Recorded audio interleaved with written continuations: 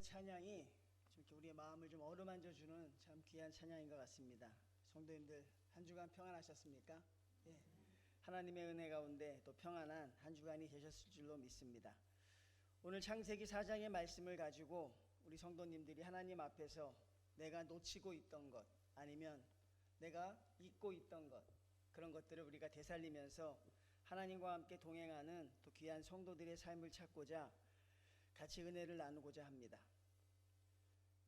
우리가 살고 있는 이 세상은 참 복잡한 세상입니다. 지난 한 주간도 얼마나 많은 사건들이 있었는지, 정말 뉴스를 틀 때마다 또한 언론을 접할 때마다 참 다양한 사건들이 있구나 생각하게 됩니다. 근데 우리의 눈살을 찌푸리게 하는 건 그런 사건들 중에 사람이 죽는, 즉 살인사건이 참 많다는 거예요. 목숨이 참 귀한 것인데 우리의 생명이 너무 가볍게 여겨지는 것 같다는 생각을 하게 됩니다. 여러 살인사건들이 있지만 또 우리가 요즘 접하고 있는 아주 또 흉악한 사건이 하나 우리 가운데 또 도발되었습니다. 바로 인천에 있는 한 노래방에 갔던 사람이 들어가서 나오질 않는 거예요. 그렇죠? 그래서 우리가 생각할 때 거기서 사람이 또 죽었나 보다, 그러지 않았으면 좋겠다 생각을 했지만 여지없이 그 사람이 죽었죠. 근데 그 내용을 살펴보면 굉장히 충격적입니다. 그 손님의 술값이 한 10만 원 정도가 더 나왔다는 거죠. 30만 원을 먼저 선불로 내고 막 재밌게 놀다가, 그렇죠? 더 노니까 이제 오버타임이 붙게 되는 거 아니겠습니까? 10만 원 정도가 더 나왔는데 이 사람이 현금 2만 원밖에 없었다고 한 겁니다. 그러니까 결국은 8만 원을 더 내는 과정 속에서 이 사람이 무참히 살해를 당하게 됩니다. 거기서 죽게 되고 또 시체가 훼손돼서 결과적으로 우리가 생각하게 되는 게 그 8만 원이 참 무엇일까? 8만 원이 뭐 크다면 큰 돈이고 작다면 작은 돈이지만 그게 사람의 목숨을 해칠 수 있는 그 정도의 값어치가 있을까? 물론 가룟 유다도 은 30냥에 예수를 팔았으니 참 이 돈의 힘이라는 게 이게 참 묘하다는 것이죠. 그렇죠? 제3자가 바라볼 때는 참 이 세상이 잘못돼 가고 있는 걸 우리가 느끼게 됩니다. 그렇죠? 그냥 길거리 지나가다가요, 아무 이유 없이 사람을 죽입니다. 그냥 쳐다보는 게 기분이 나빴다 그러고, 그냥 생긴 게 기분이 나쁘다 그러고, 아니면 내가 지금 기분이 나쁜데 내 눈앞에 거슬리다는 거예요. 우리가 살고 있는 대한민국은 장유유서의 나라라고 세계가 참 좋아합니다. 그렇죠? 장유유서, 어른을 부르는 호칭이 따로 정해져 있는 나라가 사실 우리나라밖에 없어요. 우리는 호칭이 다 다르잖아요. 뭐 어르신 아니면 형님. 근데 외국은 그냥 이름을 불러버려요. 그 앞에 이제 뭐 써라든가 하나의 어떤 좀 존칭을 붙이지만, 근데 우리나라는 장유유서, 제일 처음 만나면 뭐부터 묻습니까?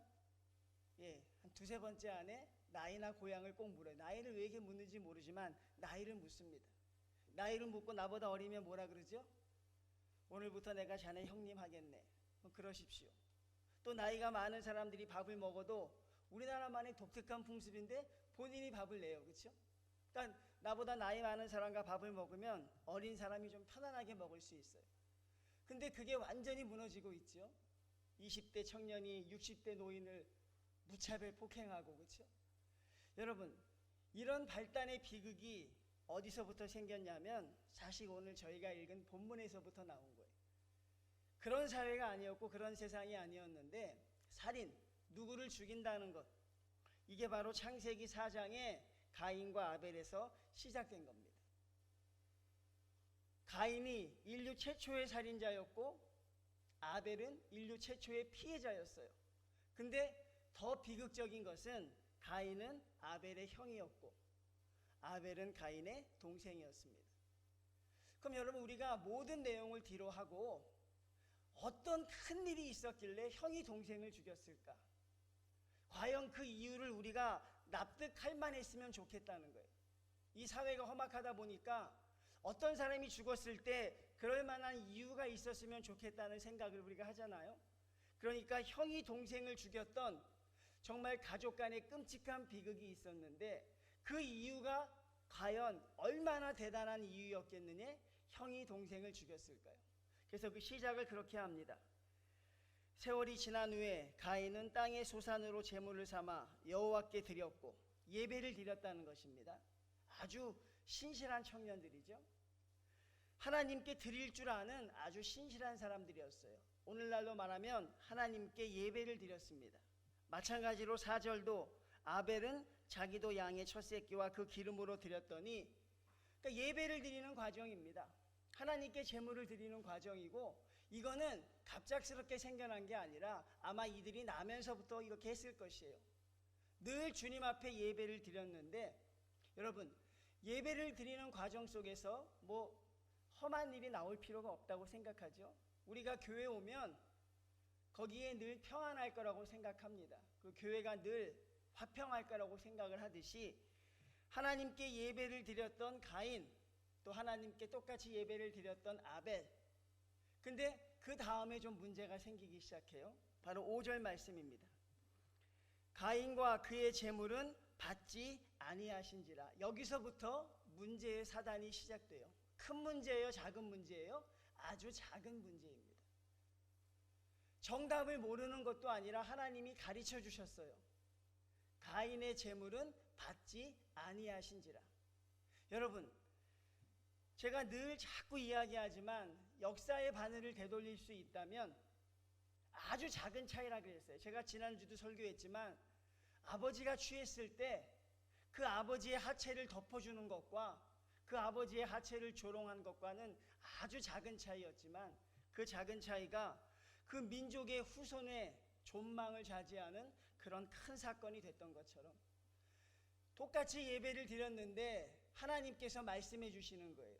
가인아, 내가 내 예배는 받지 않을 것이라. 여러분, 누가 하신 말씀이에요? 하나님이 하신 말씀입니다. 많은 사람들이 요즘에 이 말 때문에 힘들어하죠. 그것은 비단 교회만의 문제는 아니에요. 많은 성도들이 우리 교회는 말이 많습니다. 그렇지 않습니다. 어디 가나 말이 많습니다. 여러분, 어디 가나 말이 많아요. 교회뿐이 아니라 회사, 무슨 우리가 알고 있는 모든데 그렇게 말들이 난무해요. 많은 연예인들이나 많은 스포츠 스타가 자살했던 이유는 성적이 부진함이 아니었어요. 그 많은 사람들이 주는 말의 상처 때문에 그들이 생명을 달리하지요. 그래서 여러분, 우리나라의 법이 바뀌었잖아요. 이제 연예인들이나 스포츠 선수들에게 이제 댓글을 달지 못하게 돼 있어요. 하도 그들이 많이 죽으니까, 상처를 받으니까 나라에서 이제 그들을 향해서 댓글을 달지 못하게 합니다. 얼마나 말의 상처가 심한지 몰라요. 그렇죠? 근데 사실 생각해 보면 과연 누군가 나에게 말했을 때, 여러분도 그런 것 때문에 힘들어하고 저도 그것 때문에 괴로워해 본 적이 있어요. 내가 어떤 말을 들었을 때 그 말이 잘 사겨지지 않는 경우가 있어요. 근데 저는 늘 그거로 이깁니다. 뭘로 이기냐면, 저 사람이 나를 얼마나 알까, 그렇죠? 그 사람이 나를 얼마나 알겠어요. 24시간 중에 바라본 30분, 아니면 내가 살아온 50여 년 중에 한 몇 달 바라본 것뿐인데 나에게 이야기하는 것, 그러니 그 말에 내가 신경을 쓰지 않아도 될 것이다. 내 스스로 위로하는 거예요. 어떤 말을 들었을 때 그분이 나를 얼마나 알까? 나를 잘 모르잖아요, 그렇죠? 우리를 잘 아는 사람이 없잖아, 그렇죠? 그러니까 여러분, 우리가 남한테 함부로 말을 못하는 거예요.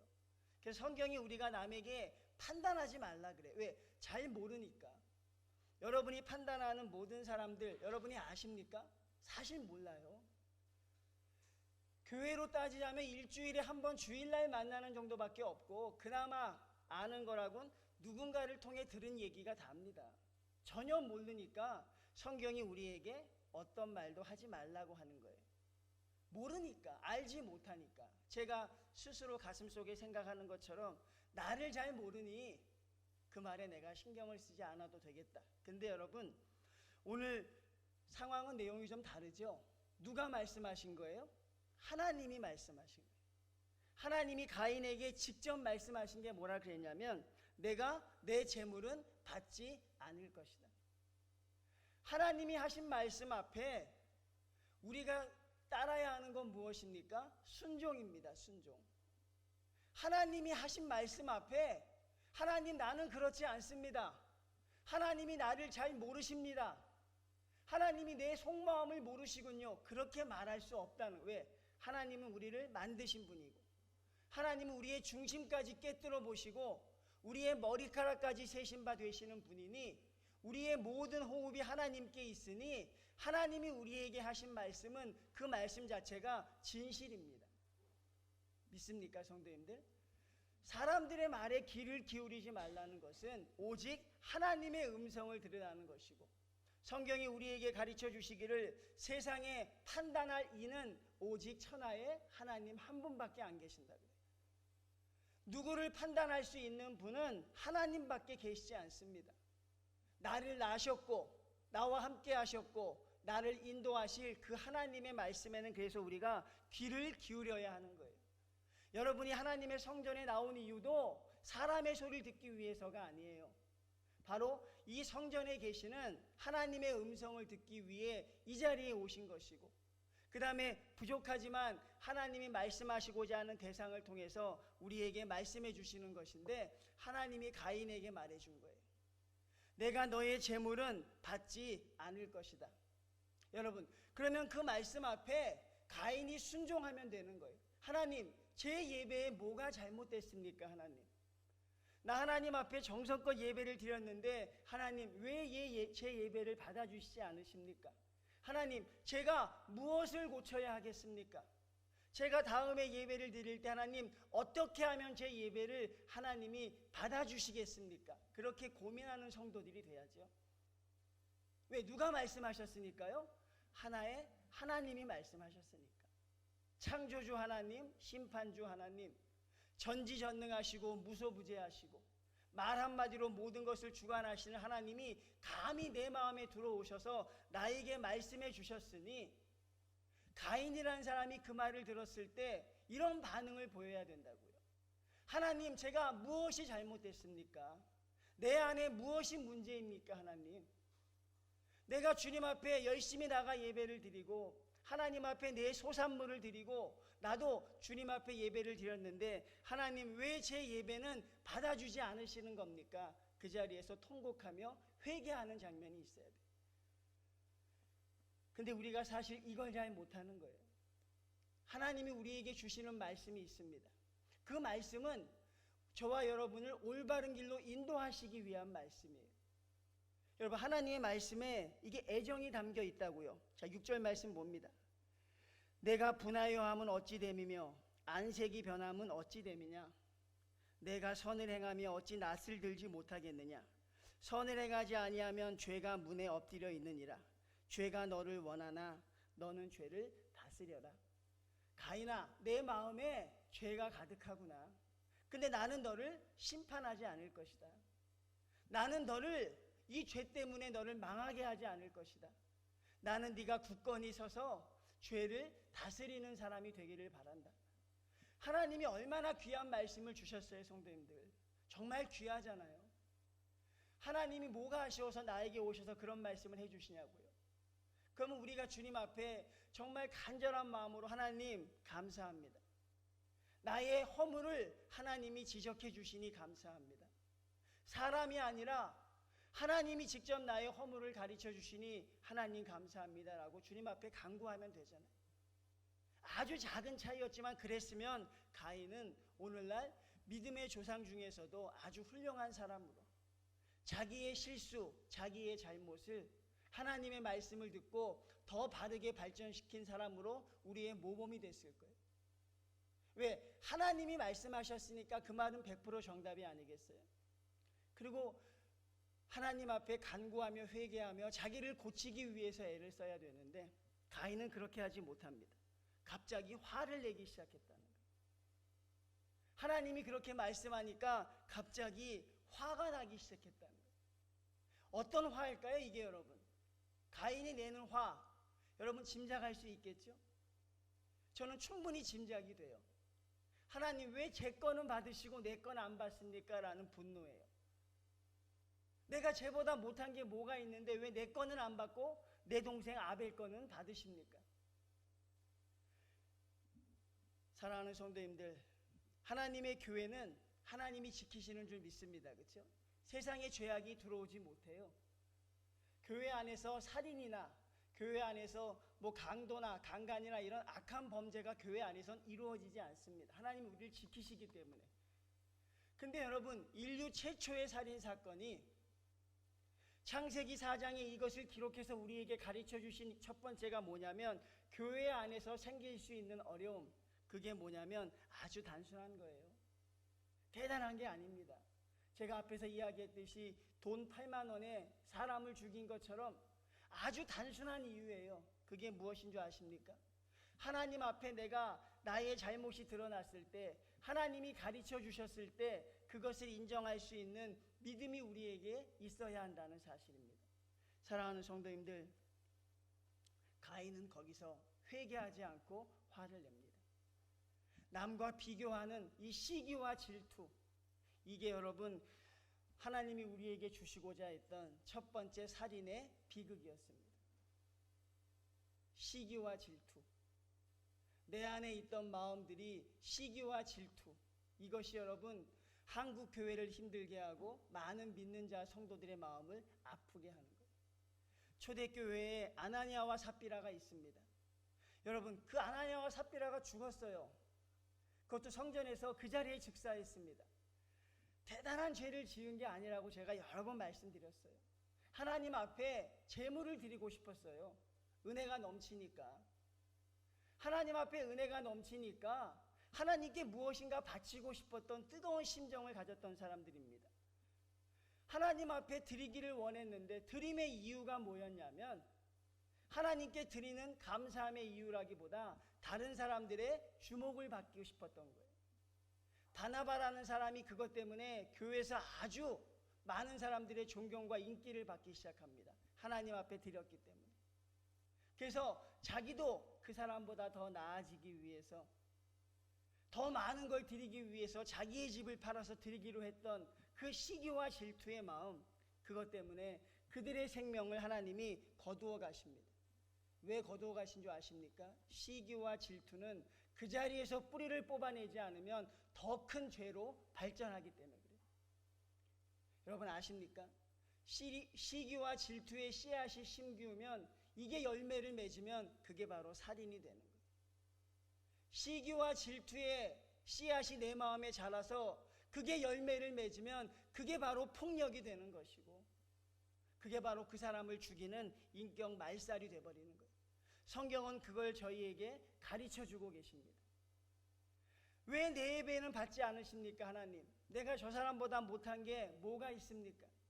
하나님, 나도 정성껏 주님 앞에 섬기고 있습니다. 왜 내 거는 받지 않으십니까? 라고 이야기하는 분노 속에 하나님이 그에게 회개할 기회를 주십니다. 너는 내 안의 죄를 다스려야 할 것이다. 근데 여러분, 가인은 그렇게 합니까? 못합니까? 못하죠. 제가 앞에서 말씀했듯이 시기나 질투의 씨앗이 심겨서요, 그거를 자라도록 방치하게 하면 바로 8절의 결과가 나오는 거예요. 8절에 뭐라고 돼 있어요? 가인이 그의 아우 아벨에게 말하고 그들이 들에 있을 때에 가인이 그의 아우 아벨을 어떻게 한다고요? 쳐 죽이니라.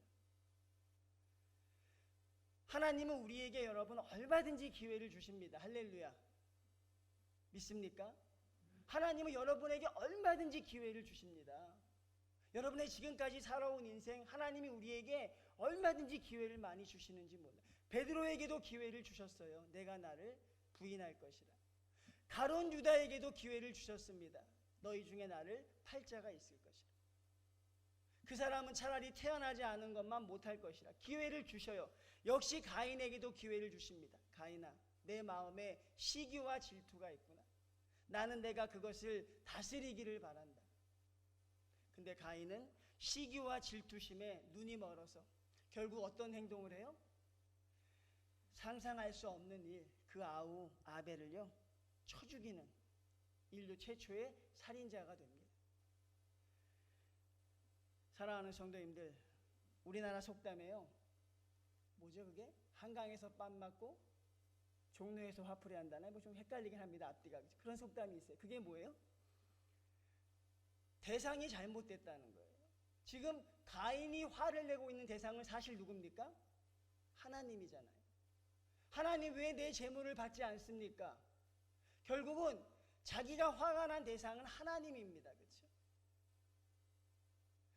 어떤 청년이 그러더라고요. 집에서 부모한테 혼나고 나와서 길 가는 노인네를 찔러 죽였다. 네?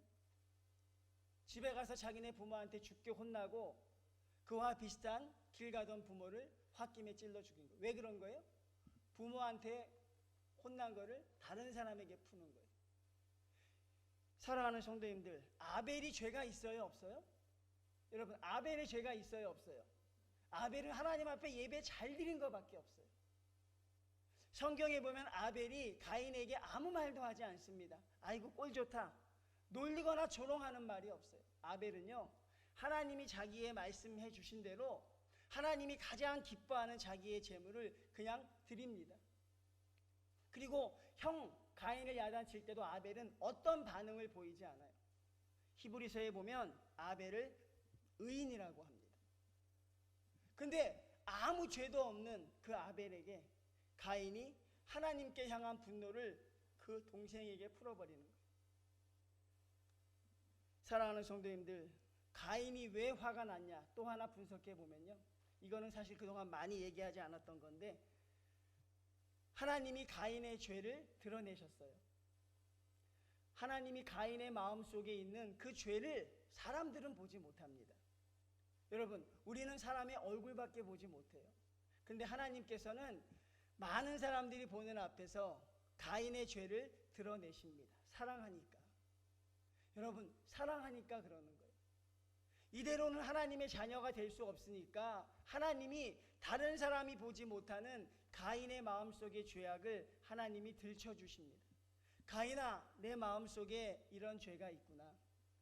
가인아, 내 마음속에 이런 시기와 질투가 자라고 있구나. 내가 그것을 다스렸으면 좋겠다라고 하나님이 가인에게 말합니다. 그러면 여러분, 이 가인이 제가 말씀한 대로 그 죄 앞에 회개하면 되는데, 가인이 또 화난 이유가 뭔지 아십니까? 하나님이 나의 죄를 드러냈다는 거예요. 자기가 지은 죄에 대해서는 회개하지 않고 가인이 분노한 이유는 하나님이 내 죄를 만인에게 알리셨다는 거예요.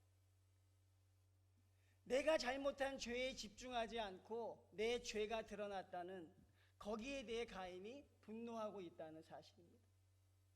사랑하는 성도님들, 가인은 인류 최초의 살인자가 됩니다. 그리고 그는 씻을 수 없는 죄악을 하나님에게 범하고, 하나님이 그에게 재앙을 내리시는데 무엇이라고 재앙을 내리냐면, 내가 밭을 갈아도 땅이 다시는 그 효력을 내게 주지 아니할 것이요, 너는 땅에서 피하며 유리하는 자가 되리라. 사랑하는 성도님들, 하나님은 저와 여러분을 사랑하십니다. 하나님은 저와 여러분의 중심을 꿰뚫어 보십니다. 예배를 아무리 잘 드리고 우리가 주님 앞에 온화하고 평화한 얼굴을 해도 하나님은 저와 여러분의 중심을 보십니다. 이 중심이 하나님의 전에 나오면 드러나게 돼 있는 거예요. 내 안에 아픔이 드러나게 돼 있는 거예요. 사랑하는 아무개야, 내가 지금 예배의 자리에 있지만 내 마음속에 시기와 질투가 있구나. 내 마음속에 내가 사랑하지 않는 죄가 자라고 있구나. 하나님이 우리를 사랑하는 마음으로 지적해 주십니다. 다른 사람이 지적하는 게 아니에요. 예배 시간에 여러분의 음성을 통해 들려주실 것이고, 찬양할 때 여러분의 가슴을 통해 하나님이 가르쳐 주실 것입니다. 내 입술이 지금 찬양을 하고 있지만, 내가 이렇게 예배자의 자리에 앉아 있지만 여전히 내 마음속에 아픔이 있구나. 그리고 주님이 우리에게 가르쳐 주시는 것이에요. 선을 행하지 아니하면 죄가 문에 엎드려 있으니, 너는 오늘 받은 은혜를 가지고, 너는 오늘 받은 하나님의 말씀을 가지고 죄를 다스리기를 바란다. 너의 죄가 내 마음속에서 사라지기를 바란다.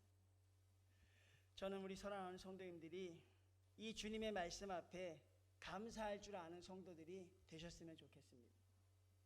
하나님, 나를 사람 만들기 위해 하나님이 나에게 이처럼 관심을 가지고 내 마음속의 죄악까지 터치해 주시는 분.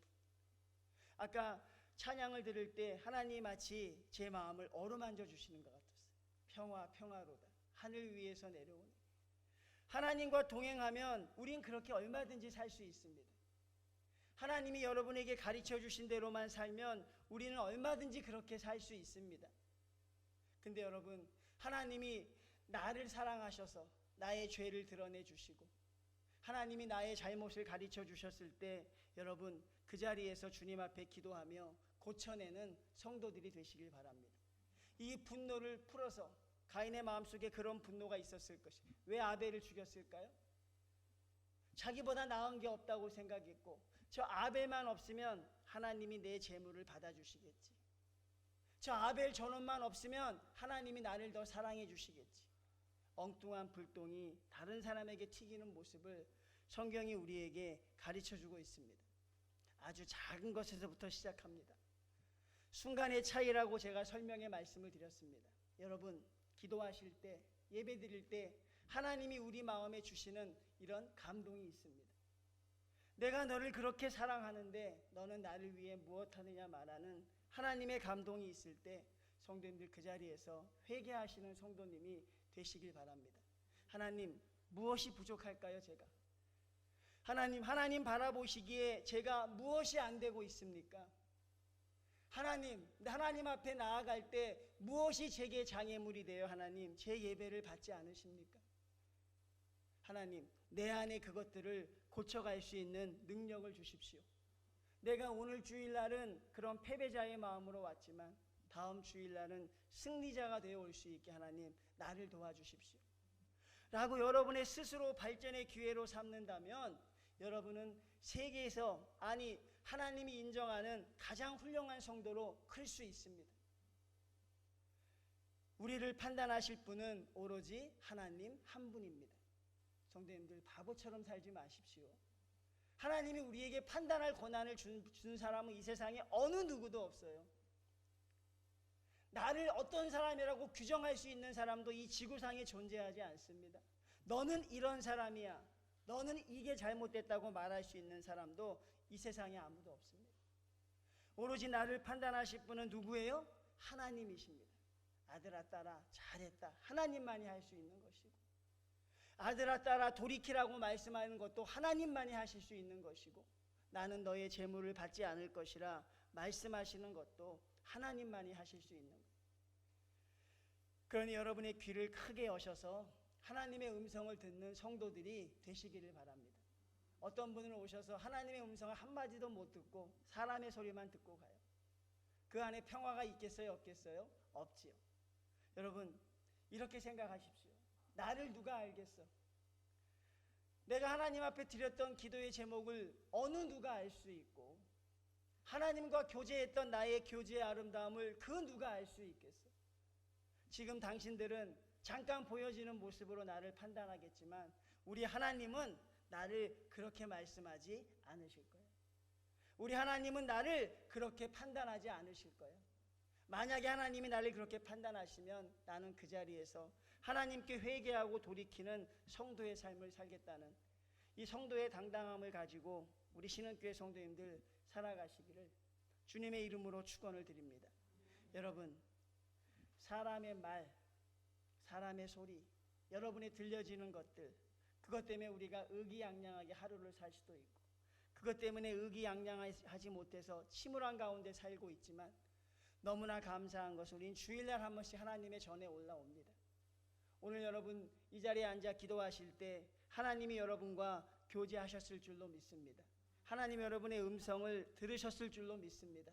여러분 그 위로의 소리를 듣고 돌아가시길 바랍니다. 그리고 여러분 우리도 누군가를 향해서 알지 못하는 것이니 함부로 말하는 것이 얼마나 위험하다는 것 다시 한번 깨달으시고 아벨과 같이 하나님 앞에 온전히 동행하는 성도들이 되시고 가인의 전처럼 밟지 않는 우리 믿음의 성도들이 다 되시기를 바랍니다. 여러분 믿음으로 아벨은 가인보다 나은 제사를 드렸다고 말씀하니 하나님 앞에 바라보는 시각 하나님께 나아가는 성도들의 모습이 온전히 하나님과 동행하는 믿음의 성도들이 다 되어지시기를 주님의 이름으로 축원을 드립니다. 하나님